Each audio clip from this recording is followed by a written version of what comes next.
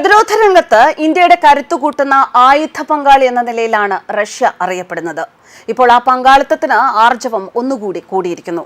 US ഭീഷണി വകവയ്ക്കില്ല. റഷ്യയിൽ നിന്ന് കൂടുതൽ S-400 സംവിധാനങ്ങൾ വാങ്ങും. ഇതിനുള്ള ചർച്ചയിലാണ് India.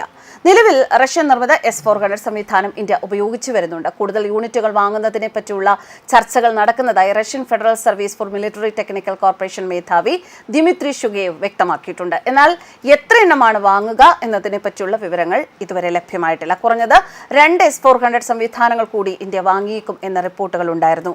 India China, India Pak അതിർത്തികളിൽ വിന്യസിച്ചിരിക്കുകയാണ് നിലവിൽ ഇന്ത്യയുടെ പക്കലുള്ള S-400 സംവിധാനങ്ങൾ. 2 ചൈനീസ് അതിർത്തിയോട് ചേർന്നും ഒരെണ്ണം പാകിസ്ഥാനിൽ നിന്നുള്ള ആക്രമണങ്ങളെ നേരിടുന്നതിനു വേണ്ടിയാണ് വിന്യസിച്ചിരിക്കുന്നത്. പുതുതായി വാങ്ങുന്നുണ്ടെങ്കിൽ ചൈനീസ് അതിർത്തിയിൽ കൂടി 2 വിന്യസിച്ചേക്കും എന്നാണ് സൂചന.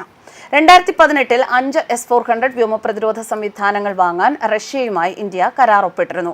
$550 കോടി ഇടപാടിനാണ് അന്ന് ഒപ്പുവെച്ചത്. കരാർ പ്രകാരം ഇനി 2 S-400 യൂണിറ്റുകൾ കൂടി ഇന്ത്യക്ക് റഷ്യ കൈമാറേണ്ടതുണ്ട്. ഉക്രൈനുമായുള്ള യുദ്ധത്തെ തുടർന്നാണ് ഇതിൽ വൈകുന്നത് എന്നാണ് വിവരങ്ങൾ.